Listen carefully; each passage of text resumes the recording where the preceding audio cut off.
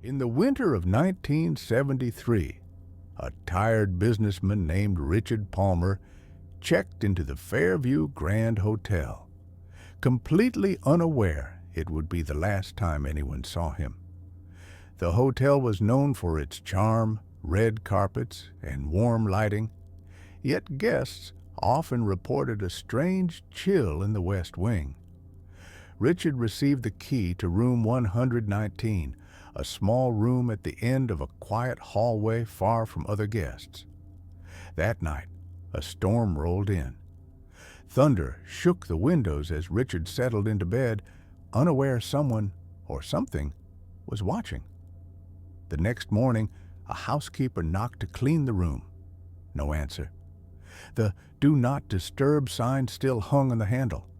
Hours passed. Finally, staff unlocked the door. The chain lock was still latched from the inside. When they forced their way in, Richard Palmer was gone. No signs of struggle, no broken glass, no footprints, just an empty room, sealed from the inside. Detective Marlowe was called, a skeptical but sharp private investigator known for solving impossible cases. The windows were locked. The air vent was too small for a child, let alone an adult. The only unusual detail? The faint smell of burnt ozone, like the air after a lightning strike. Staff reported hearing footsteps pacing in the hallway all night, but no one saw anyone leave. A bellhop claimed he heard whispering outside room 119, even though the hallway was empty. The security guard reviewed the hotel's CCTV. Grainy black and white footage showed Richard entering his room, but the footage of the exit was corrupted. The tape glitched at 2:13 a.m. and resumed at 2:16 a.m. Strangest of all, the room was colder than the rest of the hotel, as if winter itself had settled inside. In the wardrobe, Marlowe found Richard's suitcase, packed, untouched, as if he never intended to stay long. Under the pillow, a note, 5 words, rushed and shaky: "Don't let it in again." Again, Marlowe questioned hotel staff, but their faces went pale. Room 119 had a history. Over the years, guests reported the same: waking to whispers, cold air, figures standing at the foot of the bed. Some checked out early. Some refused to even sleep. One man ran screaming into the night, never returning. The hotel owner admitted that years before, a guest vanished in the same room.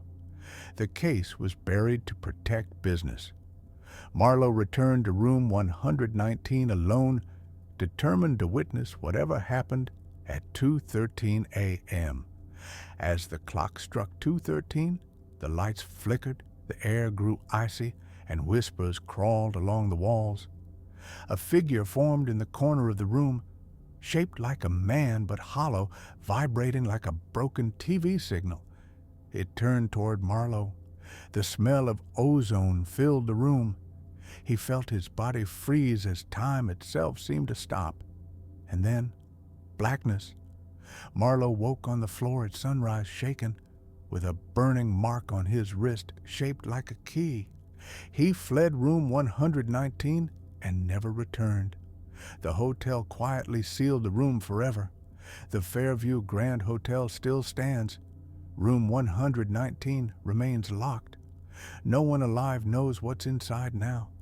Some say on stormy nights at 2:13 a.m., footsteps echo from behind the door, and a whisper follows anyone who listens too long.